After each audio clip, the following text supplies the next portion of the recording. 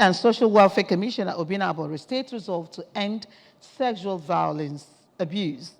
UNICEF embarks on clean-up of communities affected by 2022 flooding in Anambra State. Farmers seek compensation from federal government over losses suffered during implementation of Naira redesign policy. Fire outbreak kills 16 people in Dubai. And before the news in detail, here is a special message. Governor Chukwuma Soludo has come for a total turnaround maintenance of the Anambra State economy and promotion of core Igbo values. Let us give him maximum support for the task ahead. Good evening and welcome to the news tonight. My name is Maureen Stone Enujoke. The Children's Sexual and Gender-Based Violence Court sitting in Oka has remanded one Joseph Egwatu, aged 35, in custody for allegedly raping a 2-year-old child in Anambra West local government area. Mr. Joseph Egwatu, who hails from Nzam, was arraigned before the court for unlawfully having sexual intercourse with a child, punishable under Section 34, subsection 2 of the Child's Right Law of Anambra State 2004. We have the details. The charge was read and interpreted to the defendants. However, the defendant did not take play because the case can still be tried by the High Court. Before the charge was read to the defendant, the presiding chief magistrate, Genevieve Osakwe, duly informed the defendant of his constitutional right to a defense counsel of his choice. Speaking to journalists after the court section, Mr. Joseph Egwatu denied committing the offense, claiming that he only volunteered to babysit the child. According to him, he went out to get a few things done, but while coming back to the house, he heard the child crying and he decided to check on her. But to his shock, he saw the child in a pool of her own blood with a lot of tears in her vagina, which left him bewildered. Mr. Egwatu further told journalists it was at the moment that one of their relatives stepped in, raised an alarm, and began to tell everyone that he raped the child, insisting that he had never attempted to harm anyone, let alone his own blood. The victim, a 2-year-old child, had since been taken to the hospital for proper medical attention. In her reaction, the Commissioner for Women Affairs and Social Welfare in Anambra State, Mrs. Ife Obinabo, expressed sadness over the incident but assured that her ministry will pursue justice for the victim and assured that the defendants, if found guilty, will be punished in accordance with the law. She also revealed that her ministry will soon embark on media sensitization program during which Ndi Anambra will be educated and fully enlightened about the inherent dangers and negative consequences of rape, child molestation, child labor, child abuse, and other related issues. The commissioner urged members of the public to shun all forms of social vices, especially those vices that endanger the life of children, and called on people to be agents of positive social change. Meanwhile, the Commissioner for Women and Social Welfare in Anambra State, Honorable Mrs. Ife Obinabo, has reaffirmed her commitment in ending sexual violence and abuse in the state. This was made known in her office in Oka after the news of the 35-year-old man who allegedly raped a 2-year-old baby broke out. The details from our studio. Commenting on the issue, Mrs. Obinabo stated that she was actually the one that insisted that the man be arrested and brought to Oka. According to her, she called the division police officer of Nzam and made necessary arrangements for logistics in order to see that the case got transferred to state CID and finally charged to court. She expressed satisfaction with the way and manner the case is being handled so far and stated that she has faith in the state judicial system to ensure that justice is served. Mrs. Obinabo warned that anyone caught in such acts, whether an indigene or not, would face the law and its consequences. She also appreciated the chairman of Anambra West local government area for bringing the alleged rape incidents to her knowledge, using same medium to call on all residents of the state to always report any case of sexual and gender-based violence to Women Affairs Ministry for immediate attention. 14 newly promoted police officers of Anambra State Police Command have been decorated with their new ranks. The officers were decorated by the State Commissioner of Police, Mr. Echeng, at the police headquarters, Amobia, Oka South Council area. Paul Izoke has the details. Among those decorated were Chief Superintendent of Police promoted to Assistant Commissioner of Police, 7 Superintendent of Police promoted to Chief Superintendent of Police, and 1 Inspector promoted to Assistant Superintendent of Police. Addressing the promoted officers, the Police Commissioner, Mr. Cheng, thanked President Muhammad Buhari and the Inspector General of Police, Mr. Kalibaba, for finding the officers worthy to be elevated to the next rank. He said that promotion is from God and comes with enormous responsibilities, and how they discharge their duties will determine the height they will eventually attain in the police force. CPHN reminded them that they will continually work with the public and should avoid violating their fundamental human rights, noting that policing is all about service to humanity. He urged them to strive to do the right thing always and to be role models to junior officers to meet the demands of the 21st century policing. Promotion comes from God, but it's also comes with enormous responsibilities. You are the future of the job. And get set, because very soon you will be the ones that will be sitting down here and talking to others. You'll be the one that will be in Abuja, and the sky is your limit. Responding on behalf of the promoted officers, Assistant Commissioner of Police Amina Yakubu assured that they will not disappoint the police force and will work hard to justify the confidence reposed in them. I want to, on behalf of the promotees, appreciate the President of the Federal Republic of Nigeria for giving us this ample opportunity. Sir, we also thank the Inspector General of Police. And we promise you, and we promise the Nigerian Police Force, we will not let the police down. From State Police Headquarters, Amobia, Paul Ezoke, ABS News. The Emmanuel Anglican Church, Umunnachi, Dunukofia Council area, has conferred an award of Father of Faith to Chief Basil Ikwumelu of Mbwike Village, Umunnachi. This was a recognition of services to the church using his wealth of knowledge and experience as the retired vice principal and teacher to attract progress and development in the church and Umunnachi community in general. Amaka Chibuzo Okoye has the details. To mark the special service, a priest of the church, Reverend Canon Tochukwu Odilora, said the position which they were elevated to needs carefulness, persistence, and dedication, urging them to shun sin and idolatry. Reverend Canon Odilora encouraged the faithful to remain steadfast and trust in God to overcome challenges. I don't know the Herod in your family. I don't know the Pilate in your family, but after this service, you must conquer your Herod in the name of Jesus Christ. You must conquer your Pilate in the name of Jesus Christ. I don't know those that after your life persecuting you, but I want to assure you this morning that after listening to this word of God, all your enemies, even from your kindred, even from your father's compound, even from your village, from your town, wherever they come from, because Jesus Christ conquered his enemies. You must conquer your enemies in the name of Jesus Christ. Speaking to newsmen shortly after the service at the reception organized for the event, the celebrant, Chief Ikwumelu, disclosed that his fear, respect, and dedication to the service of God spur him to such heights in life, though not aware that people are monitoring his diligence and passion for Christ, and prayed God not to allow him fail at this moment.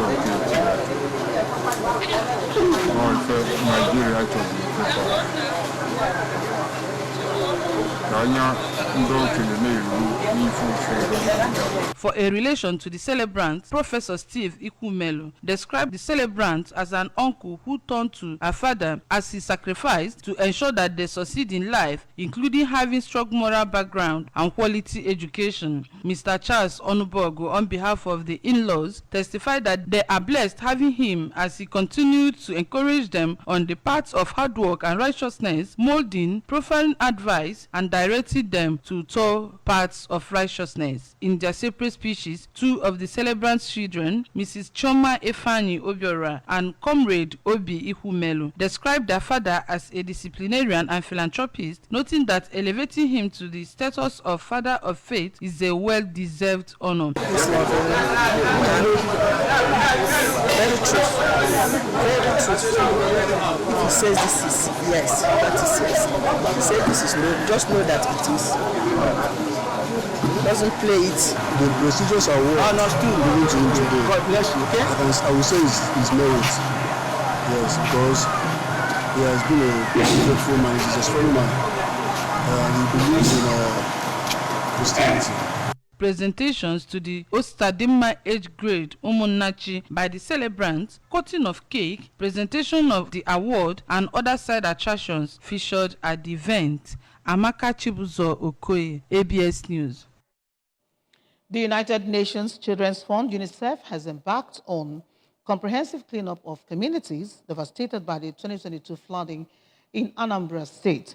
This is part of interventions to prevent outbreak and spread of diseases, as well as promote the health of the people in the areas, especially women and children.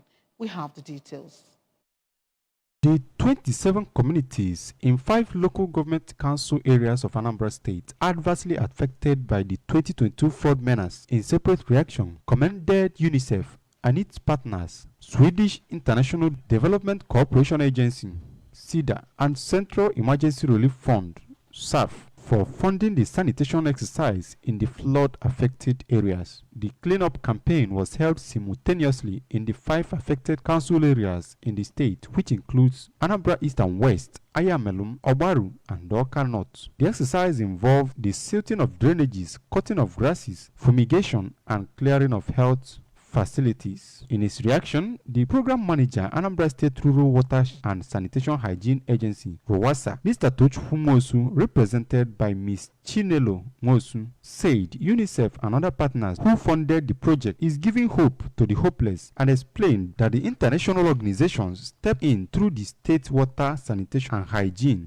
WASH, to improve the standard of the environment in the flood-affected areas. Mr. Mosu disclosed that the donor agencies also rehabilitated several water facilities and drilled new boreholes and sanitation facilities in schools and primary health care centers, as well as rehabilitation of private water facilities, which he pointed out were equally contaminated during the 2022 flooding. He noted that the community-driven environmental exercise, which is a humanitarian gesture, would further promote the welfare of the women, youths, and the children.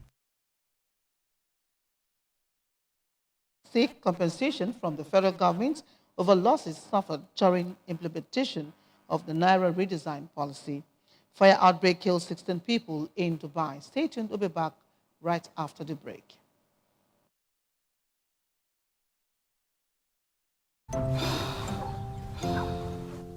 Ovaltine 3-in-1. It has great taste. Good day ahead. Yummy, yummy, full of nourishment and vitality. Tea bodies and shop like soya. Ovaltine 3-in-1.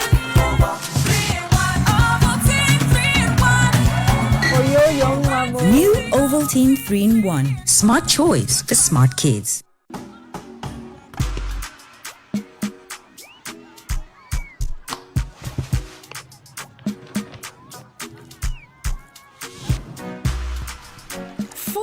Refreshment is goodness to go round. Introducing the Peak Yogurt Drink 1 liter Full House Pack with more refreshment, which contains fresh cow milk. Enjoy Full House goodness filled with essential vitamin and minerals. Peak, reach for your peak. Glad to welcome you back to the rest of the news.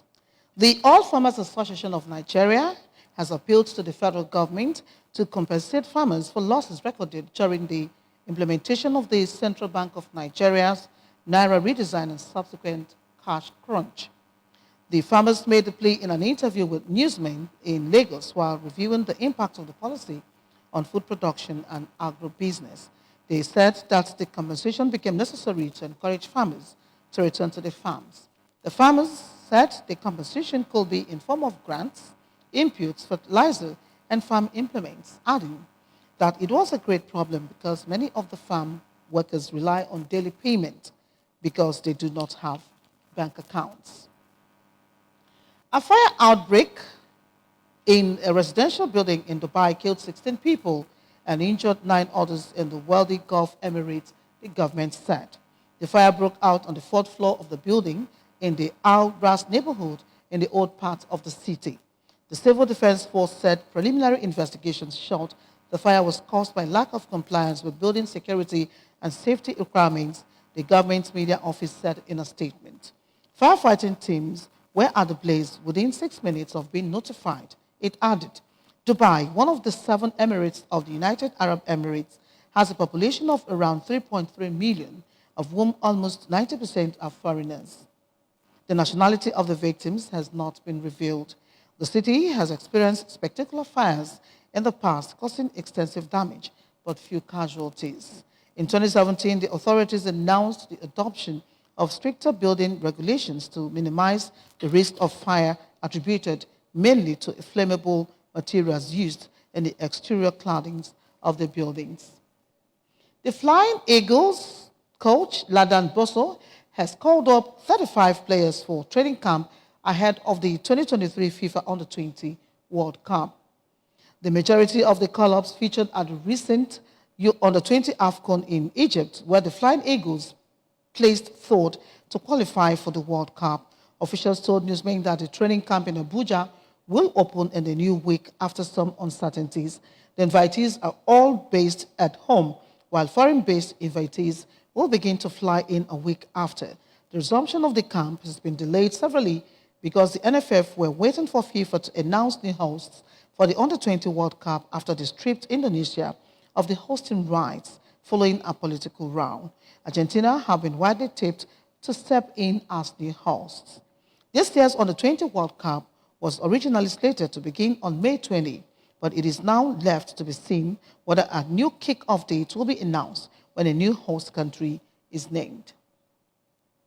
It was a celebration of life well spent as late Prince Samuel Obidike, a retired staff of Anambra Broadcasting Service and father to Mr. Afam Obidike of the Administration Department, was interred in his country home, Eze Amete Palace, Umuezechi Umuria Anako, in Ayamelum local government area of Anambra State. He was aged 75. Correspondent Dumaka Ekemeze has the details. The ceremony attracted many dignitaries, including ABS family led by her managing director, Sachido Obidiegu, who commiserated with their own. The director News and Current Affairs, Mr. Gabe Obaleze, in his condolence message on behalf of the managing director, Sachido Obidiegu, described Prince Obidike as a man who was committed to his work, just like his son Afam, and related well with the people.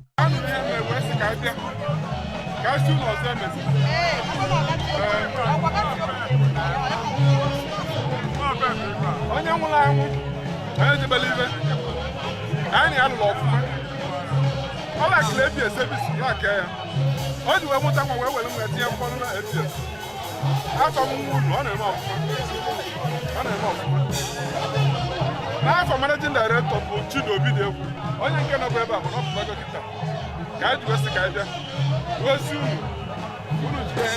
also speaking, the son of the deceased, Afam, described his late father as a great man who ensured that his children are useful in the society by giving them quality education to become self-reliant in life. He assured that the family will remain united and uphold the legacies their late father left behind. The little I can tell about my father, in fact, just to summarize everything, he's a great man. He's one of the greatest men in this Ayamelum local government so far, as far as record is concerned. Do you understand? So the only thing my father believes in life is that none of his children will not become useless. He trained us in a good way. The daughter of the deceased, Mrs. Adobe Okudo, described her father as very close confidant and expressed pain that he is no more, adding that he was a peacemaker who made life easy for his children to be self-reliant in life.